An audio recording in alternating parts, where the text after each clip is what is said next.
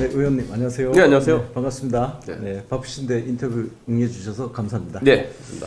네, 지금 대선 국면이라서 그 일반 주권자분들께서 가장 관심 있어 하시는 내용부터 좀 여쭐 수밖에 없을 예. 것 같습니다. 요즘 그 질문을 정말 많이 받고 계시는데요. 빅텐트 참여 여부에 대해서 계속 반복해서 네.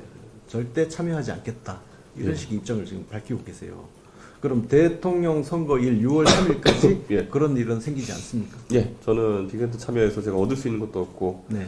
대한민국 정치에 그 방향으로서 기여할 수 있는 부분도 없다 이렇게 확신하고 있습니다. 네. 그런데 지난달 30일 관훈 토론회 내용을 보면 비상계엄과 조기 대선에 책임 있는 인물들과의 연대는 없다. 네. 근데 이걸 뒤집어서 이야기하면 그 책임이 없는 분들하고는 연대할 수도 있다 이렇게 들리거든요. 저는 뭐 지금 책임이 없는 사람이 네. 그 국민이면 없다 보거든요. 예를 들어 한동훈 대표가 자기는 책임 없는 네. 척, 그냥 반대하는 척 이렇게 하지만 윤석열 정부의 모든 이런 과정 속에 누리면서 저 검찰 통치의 근본을 만들어낸 게 한동훈 전 대표인데 그분이 뭐 새롭거나 자유로운 인물일까요? 그렇지 않습니다. 그렇게 보면은 지금 국민의힘에는 연대할 수 있는 사람이 아무도 없다는 결론에 뭐 안철수 의원 같이 아주 네. 특수한 케이스가 있었고 네, 네. 뭐 그런 분들이 이제 경선에서 빛을 보지 못했으니까 네. 지금 나와 있는 대선 주자 중에 없다 봅니다. 그렇다면 당 바깥에 있는 한덕수 권한대행이 저는 만약에 연대를 제안한다면 한덕수 권한대행이 뭐 내란의 뭐 핵심이다 이런 민주당의 주장에 전혀 동의하지 않지만 네. 대행이 만약에 정치에 나오려면은 좀 중간 과정에 설명해야 될 것이 많은 것 같은데 좀 이상합니다. 왜냐하면 제가 한덕수 권한대행하고 얘기는 안 해봤지만은 뭐 저랑 공통으로 친한 사람들 같은 경우에 저한테 넌지시 물어보기도 합니다. 그때마다 제가 얘기할 때 한덕수 권한대행이 나올 거면은 최대한 일찍 나와가지고 정치 준비하는 것이 아마 안 나올 텐데 왜 안 나오냐 이렇게 계속 얘기하고 그랬거든요.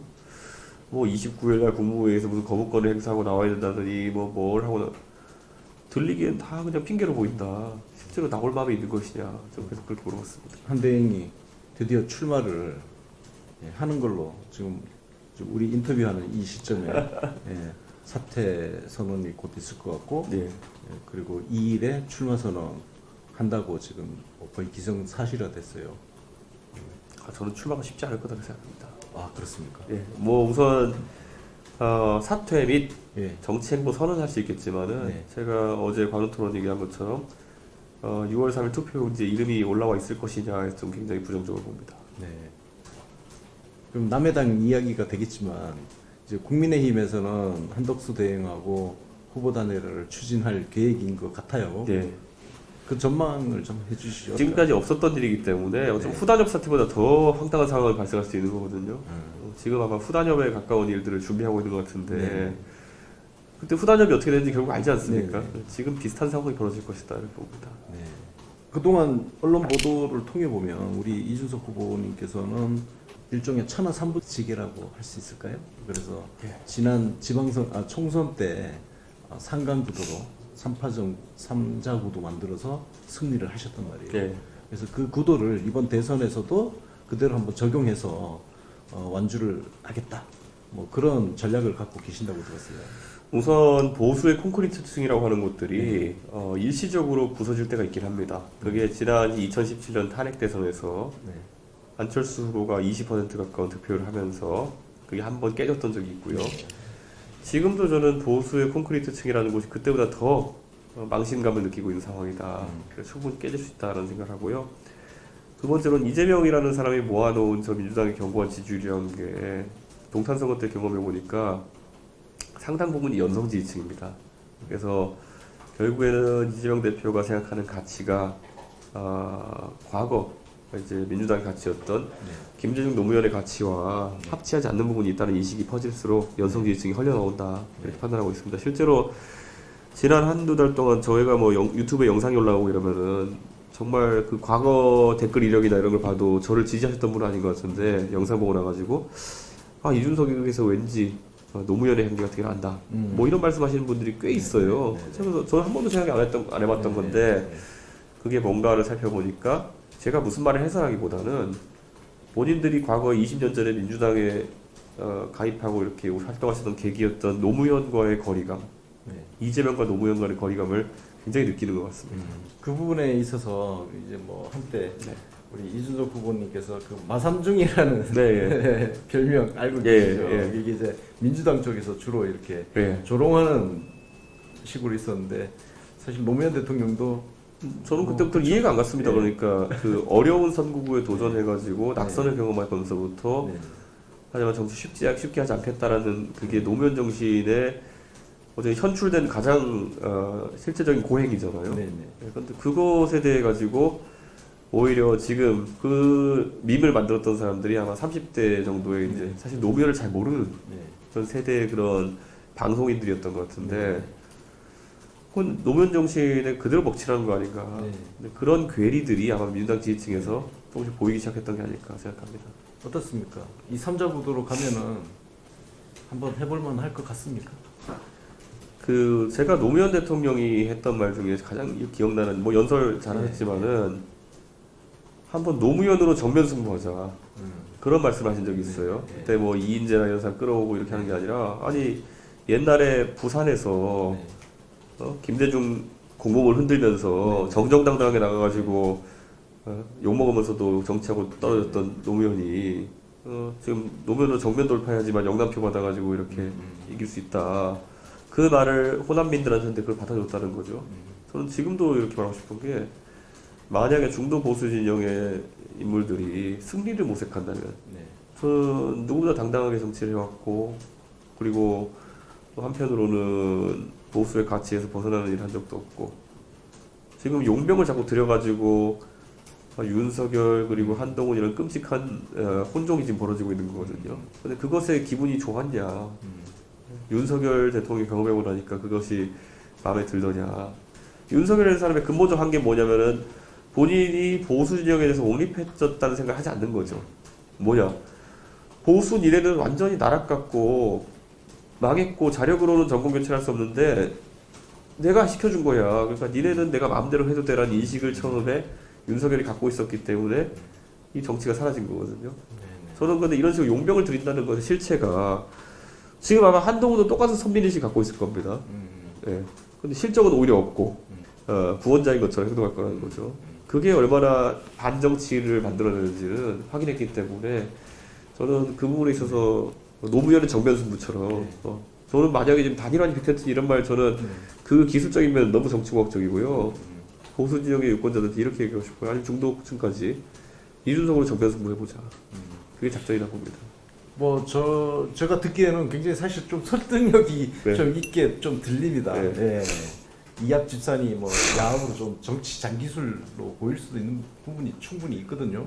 자, 약간 연결해서 보수 그 윤석열 전 대통령도 그랬지만 그만큼 지금 한국 보수 세력이 과거에 비해서 실력이 굉장히 형편없어졌고 그리고 소위 보수라는 가치가 도대체 이 보수 진영이 지향하는 가치가 뭐냐 이런 게 이것도 도대체 알 수가 없다. 네, 이런 측면이 있어요. 그래서 우리 이준석 후보님께서 생각하시는 진짜 이 대한민국 사회에서의 어떤 보수가 지향해야 할 가치라든지 뭐 그런 부분이 있다면 저는 윤석열 한동훈조가 등장하면서부터 우선 법치라는 게 굉장히 많이 흔들렸다라는 생각합니다.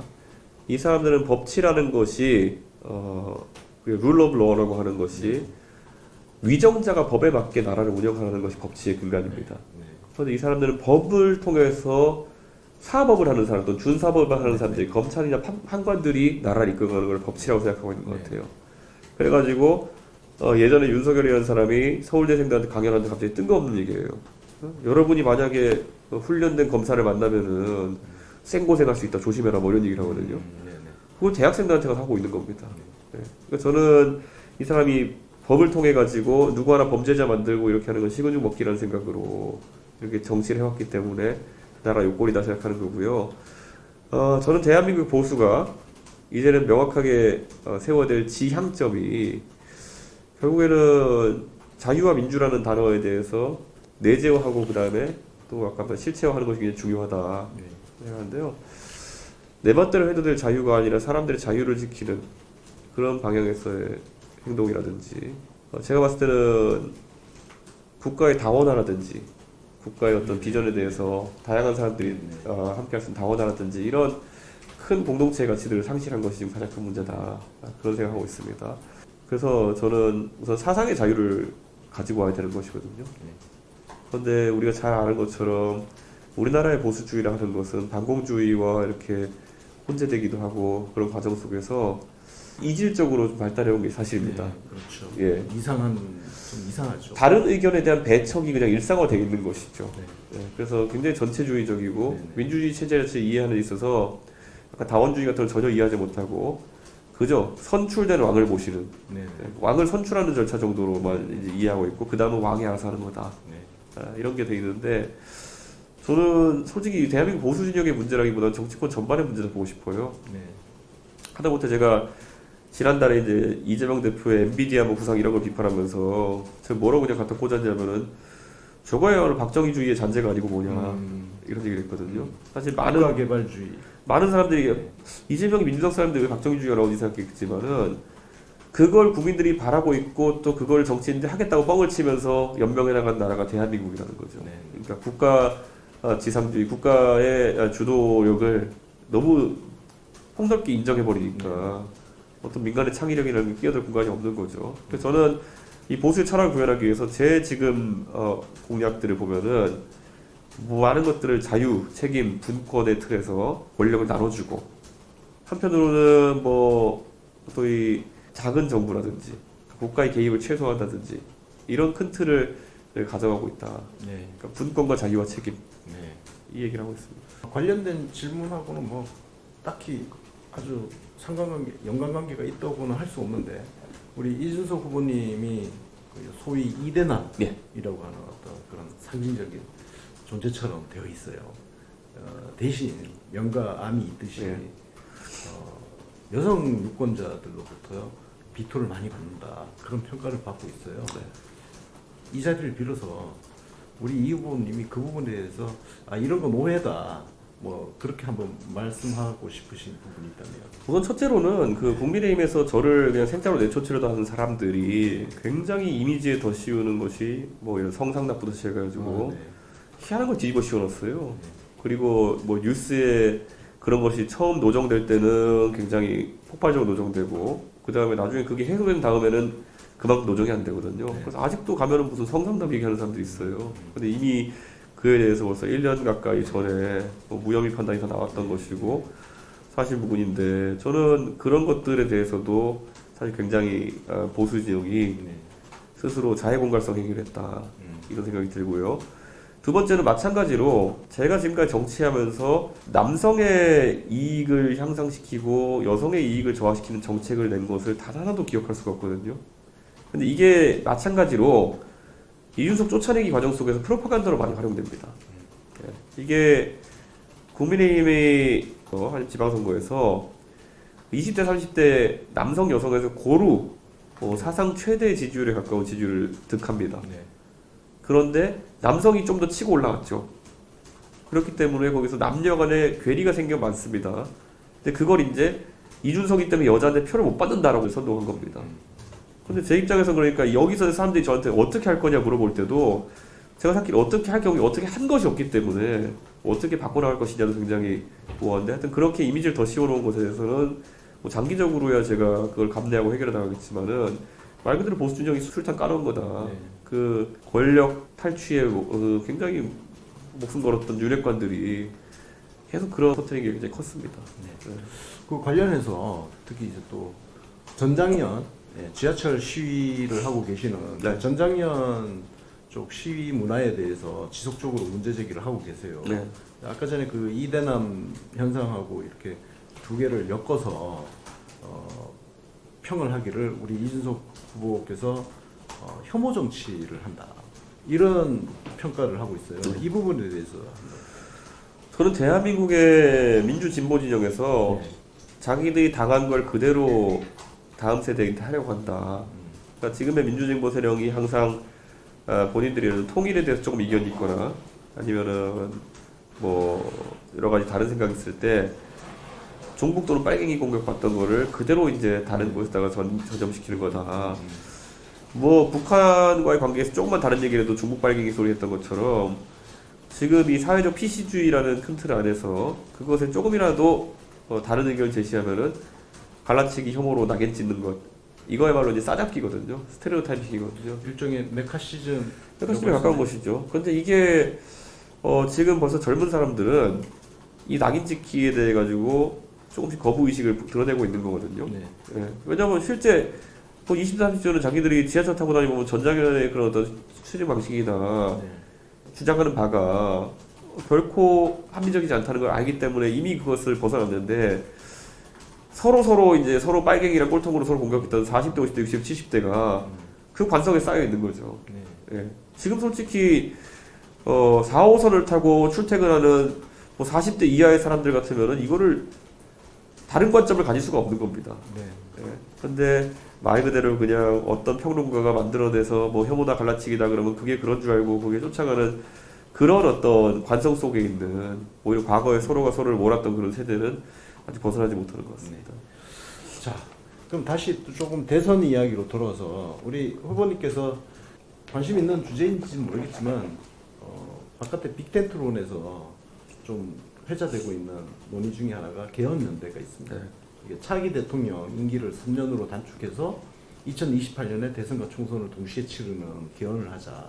그래서 이번 정부 성격을 과도 정부 성격으로 그렇게 해서 네. 대선을 치르자 이런 논의가 있어요. 여기에 대해서 어떻게 생각하십니까? 어느 누구도 관심 갖지 않는 개헌에 대해 가지고 혼자 북치고 장구치고 하는 사람들이 좀 있다. 지금 대선이 30일 정도 남은 상황에서 누가 개헌 갖고 지금 관심이 있겠느냐. 네. 저는 이제 탄핵 직후에도 이 개헌 띄우려고 하는 사람들이 있으면은 네. 제발 할 거 많아 죽겠는데 그 시간 끌기 하지 마라. 개헌은 패배자 연어다. 네. 그러니까 말 그대로 본인들이 권력을 득할 가능성이 높다 생각하면 개헌을 통한 분권이나 권력 나누기를 하려고 하겠느냐. 보통 개헌이라는 것이 제왕적 대통령제는 개선의 방안으로 나오는 것인데 저는 지금 시점에서 개헌은 수요가 있다 하더라도 대선을 앞둔 상황에서 연대나 협의를 통해서 이루어질 것이 아니고 그것이 이재명이든 이준석이든 다른 사람들이 간에 당선된 사람이 자기 권력이 가장 강할 때 선의를 바탕으로 내려놓은 방향으로 개헌을 선포하는 방법밖에 없다. 그렇게 생각합니다. 그래서 솔직히 저는 이 빅텐트도 네. 구조상으로 큰 문제가 있다고 보는 게 네. 제가 이낙연 대표 같은 분이랑 만났을 때도 네, 당을 한번 했었죠. 그게 개개인이 나쁘고 이래서 문제가 아니라 결국엔 대통령 되려고 모인 사람들끼리는 이 협의나 합의가 잘 안 됩니다. 그래서 시너지가 나기 잘 어렵다 그런 생각합니다. 네. 자, 그 빅텐트 관련해서 우리 관훈 토론회에서 이렇게 말씀하셨어요. 제가 만들고 싶은 빅텐트가 있다면 과학기술의 빅텐트, 원칙과 상식의 빅텐트, 좌도 우도 아니고 앞으로 나갈 것을 다짐하는 모든 사람이 함께하는 빅텐트. 안철수 융합적 사고, 홍준표 시장의 경험과 추진력, 오세훈 시장의 화학과 소통 능력 함께하는 이런 빅텐트 만들고 싶다. 네. 이걸 어떻게 해석을 해야 될까요? 빅텐트의 주제가 지금 너무 구리다는 거죠. 반 이재명 연대 저는 이런 거는 진짜 제가 제일 싫어하는 정치의 양태입니다. 네. 결국 반 이재명이라는 것은 이재명의 실체를 매우 강하게 인정해주는 역효과만 갖고 있는 거거든요. 그래서 이런 연대 옛날에 제가 박근혜 문재인 대선을 봐도 반 박근혜 무슨 연대 이런 얘기하고 예. 그랬거든요. 저는 그 두려움의 표출 자체가 패배 시그널이다. 그래서 저는 그런 거 하지 않았으면 좋겠다. 이재명이라는 사람이 지금 상황에서 가진 약점들이 있습니다. 아직 노정이 안 된 것들이 있긴 한데 그런 것들을 어떻게 대선 과정에서 잘 파헤쳐가지고 국민들에게 이제 그 사람의 위험성을 알리냐가 중요한 거지. 반 이재명 아무리 그 노래 부르고 네 글자를 되뇌어도 이게 주문도 아니고 되지가 않습니다. 왜냐하면 특히 이재명이라는 사람이 극도의 악인으로 묘사되고 그가 악마화되던 시절은 그가 윤석열에 비해 가지고 더 악마인 것이 유지되던 상황에서 그랬거든요. 근데 윤석열이나 범 여권이 희대의 악인으로 지금 격상된 상황 속에서 아니 개업을 터뜨린 게 중요한 거지 형수랑 무슨 욕설하고 이런 게 그렇게 대단한 거겠습니까? 그래서 저는 경중이 차이가 이제 확 나버렸다. 네. 그런 생각입니다. 관련해서 이런 말씀하셨어요. 정치를 양쪽으로 갈라 북단과 북주, 거부권과 탄핵으로 점철됐던 지난날. 그러니까 이게 과거의 이 정치의 어떤 극단적인 대결 정치를 이제 비판을 하셨어요. 그래서 이 정치를 극복을 해야 된다는 말씀을 하신 건데 네. 그 측면에서 보면 그 양극단의 갈등 정치 정점에 윤석열 전 대통령과 이재명 대표의 이 대립이 있었단 말이에요. 네. 그래서 한 분은 탄핵으로 파면돼서 청산이 됐고 나머지 한 분을 이제 청산하자. 이게 반 이재명 연대의 핵심인데 저는 그럴 거였으면 더 빨리 이 계엄을 털어냈어야 되죠. 네. 지금 이재명이라는 사람이 본인에 대한 소곡 검증과 이런 걸 피하면서 한 문장에 달라붙어서 연명하는 거거든요. 내라는 종식되지 않았다. 네. 예. 만약에 국민의힘과 그 주변에서 윤석열 대통령의 계엄이 발생한 즉시 이것은 당의 가치와 맞지 않는다. 그리고 저 사람 처벌받아야 된다. 탄핵에 창사하겠다 이랬으면요. 네. 이재명이라는 사람이 오히려 당황했을 거예요. 근데 지금은 그거 붙들고 4개월 동안 무슨 뭐 개몽이니 이런 거 앉아있다가 지금 와가지고 그러려니까 안 되는 거죠. 네. 저는 오히려 이재명을 크게 도와준 것은 윤석열과 그 일파의 말도 안 되는 거로 씌우기, 뻗팅기기 이런 거다. 이번 대통령 선거가 끝나고 네. 만약에 이재명이 대통령이 되는 상황이 생기면요. 나중에 공신력을 뽑아보면은 네. 1번부터 30번까지 민주당이 없을 겁니다. 네. 1번부터 30번까지 전부 다 국민의힘이 있을 겁니다. 네.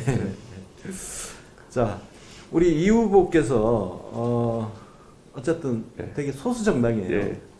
만약에 이 삼자 구도 속에서 정말 소위 이변이 일어나서 대통령이 된다. 그러면 내각을 꾸리는 것부터 해서 쉽지 않을 것 같습니다. 그런 측면에서 보면 결국은 연립정부 구성이 필요한 거 아니냐. 그런 측면에서 미리 그 대선 전부터 어떤 연대를 하고 그리고 집권의 이후에 연립정부를 꾸리고 하는 그 과정이 필요한 거 아니냐 이런 이야기를 한단 말이에요. 어떻게 생각하세요? 저희가 의석이 2석이 되니까요. 제가 의원직 내려야 되니까 네. 만약에 네. 당선되면은 2석짜리 여당에 대해서 경험은 없습니다. 네. 근데 국제적으로 보면은 마크롱 마크롱 같은 경우에 사례 그 경험이 있고 선 대선 후 총선으로 정권을 이제 완전히 획득했던 네. 그런 사례가 있죠. 저는 제가 당선되면 그와 동시에 그 다음 달부터 정계 개편이 시작된다고 봅니다. 그래서 정계 개편을 통해서 오히려 국민의힘과 민주당에서 정말 합리적이고 대한민국의 미래를 위해서 힘을 합칠 수 있는 사람들이 모이면은 우선 기초적인 덩어리는 될 것이다. 이런 확신을 하고요. 내각이나 이런 부분 같은 경우에는 저는 이번에 제가 19개 부처를 13개로 개편하겠다. 그렇게 이야기하고 3명의 책임부총리를 두겠다고 했거든요. 지금까지는 장관이 겸직했다면은 책임부총리를 통해 가지고 안보 그리고 전략 그리고 사회 이 세 영역을 나눠서 부총리를 두면은 그 세 부총리가 당파를 가리지 않고 훌륭한 인재로 차이는 게 중요하다 그런 생각합니다. 그래서 장관급에서도 제가 봤을 땐 당적이나 아니면은 이력을 살피지 않고 능력을 바탕으로 해가지고 선임하는 그런 변화가 있을 겁니다. 자, 조기 대선이 얼마 남진 않았습니다. 네. 근데 이제 뭐 정치가 다이나믹해서 어떤 일이 펼쳐질지 모르는데 이건 정말 가정인데요. 저는 근데 이게 일어날지도 모른다 그렇게 생각하는 부분인데 만약에 네. 이재명 더불어민주당 대선 후보가 우리 이준석 후보님께 네. 대연정을 하자 네. 이렇게 제안을 한다면 어떻게 할까요? 저는 대연정을 하기에는 이재명 대표와 저희 철학이 굉장히 다르다. 네. 우선 저는 포퓰리즘과 전 반 이재명을 하고 싶지 않지만은 네. 포퓰리스트들과는 저는 네. 굉장히 반대 위치에 서 있는 사람이거든요. 네. 네, 그래서 저는 이재명이라는 사람이 펼쳐갈 그런 포퓰리스트적인 측면과 합을 맞추기는 어려울 것 같다 그런 생각입니다. 네. 그래서 그 약간 연관성 있는 질문인데 그냥 요거는 좀 우리 이 후보님 입장에서는 듣기 불편하신 네. 질문일 수 있습니다. 그 많은 이준석 후보하고 같이 정치를 했던 예. 많은 정치인들이 같이 정치하기 싫다 네. 이런 평가를 많이 해요. 그래서 정치는 결국 세력을 만들어서 해야 하는 것인데 이준석식 정치로 과연 세력을 만들 수 있겠느냐 이런 비판이 있단 말이에요. 대한민국에서 이제 정치를 하면서 내가 내 세력을 만들었다의 대부분의 케이스는 내가 공천을 준 사람들입니다. 그거 외에는 상호관계를 거의 인정하기가 어려운 상황이 발생하는 거죠. 그래서 개혁신당이 만들어지면서 뭐 많은 전직 의원들을 합류하고 그랬지만은 그들 입장은 저한테 뭐 충성심을 느끼거나 아니면은 저와 함께 꼭 정치를 하겠다는 강박관념을 느끼지 않을 겁니다. 저는 이제 그게 사실 뭐 굳이 말하면은 황교안계라는 것이 있는 것처럼 보였다가 사라진 이유 이런 거 비슷한 거거든요. 누군가가 저 사람이 만약에 이탈했을 때 배신자 담론이라든지 아니면 뭐 상당히 국민들이 안 좋게 볼 만한 요소가 있지 않는 한 굉장히 실리적으로 움직이는 거거든요. 네. 거기다 이 조직의 저희 특징이 뭐냐면은 이준석이라는 사람을 중심으로 많은 당원들이 모여 있는 게 사실이고, 그런데 합류했던 분들이 그럼 그걸 극복하거나 그것에 대안 관계가 되려는 노력을 많이 하지 않는 경우가 있습니다. 그러니까 이거는 대한민국에 자생적으로 본인이 어떤 덩어리를 형성할 수 있는 정치인이 많이 남지 않았던 것이죠.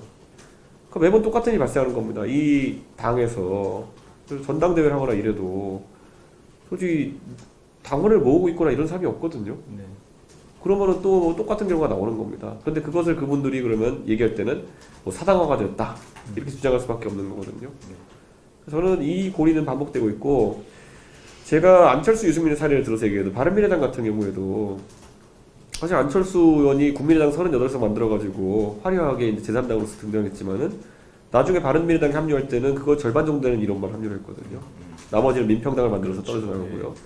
유승민 의원이 바른정당 만들었을 때 33명 정도가 합류했는데 나중에 결국 새로운 보수당 만들 때 7명 정도 남았습니다.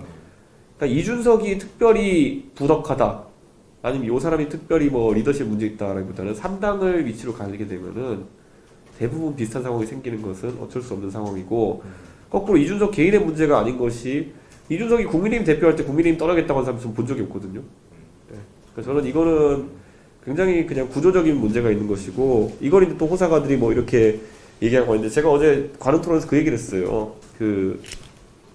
우리가 귀중한 인재를 금에 비유했을 때 사금을 채취한다는 거는 진짜 강바닥에서 모래를 한 삽 퍼가지고 키질을 해가지고 열심히 하면은 진짜 한 금가루 몇 개 나온다. 예. 그런데 그 과정이 누적되어 있는 기성정당들은 어느 정도 덩어리가 있기 때문에 그런 게 필요하지 않고 갈 수 있겠지만은 3당, 4당 새로운 신당의 시도라고 하는 것은 계속 모래를 다 이렇게 한큼 펴가지고 사금 채취하는 과정이다.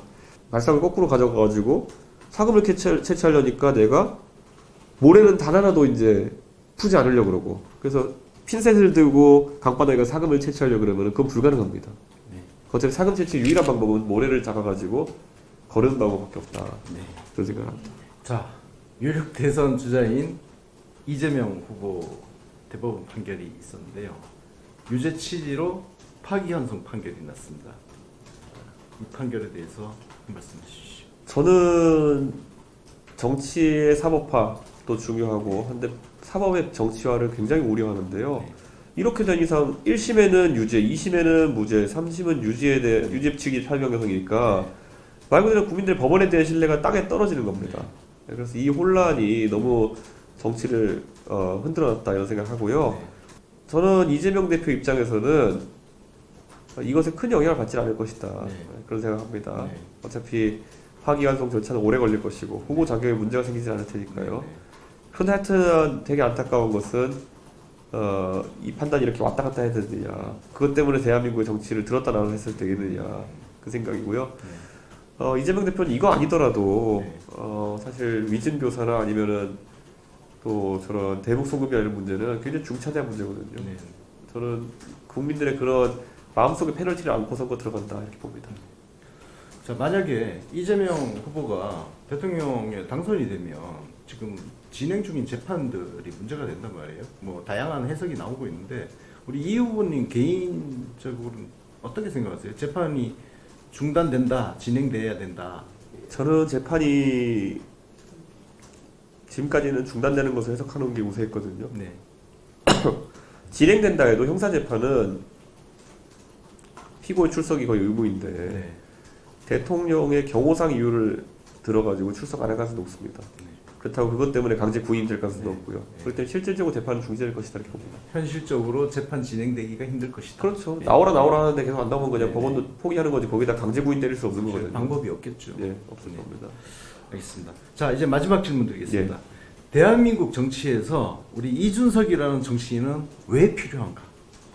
어떤 정치를 하고 싶으신지. 제가 정치를 하면서 맞는 말을 많이 한다고 합니다. 네. 이게 옳은 소리라는 맞는 말과 얻어 맞는 말이라는 맞는 말이 같이 중의적인 표현일 텐데요.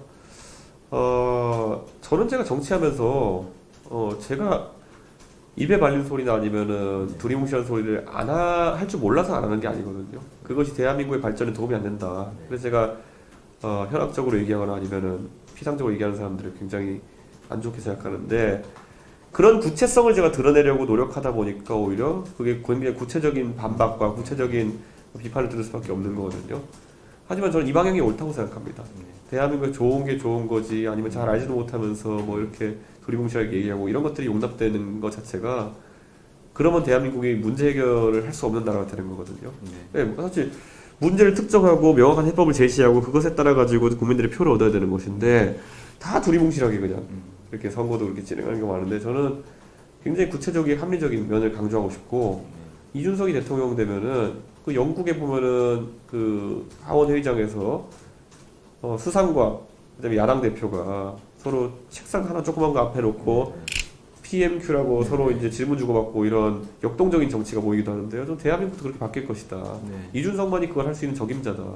지금까지 논쟁적으로 논쟁을 회피하지 않으면서 살아왔기 때문에 대한민국의 여러 가지 문제를 쾌도난방의 자세로 논쟁의 테이블에 올리고 풀어낼 수 있다.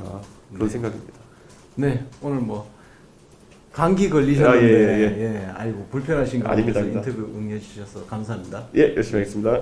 좋은 성과 있길 바라겠습니다. 예, 감사합니다. 감사합니다.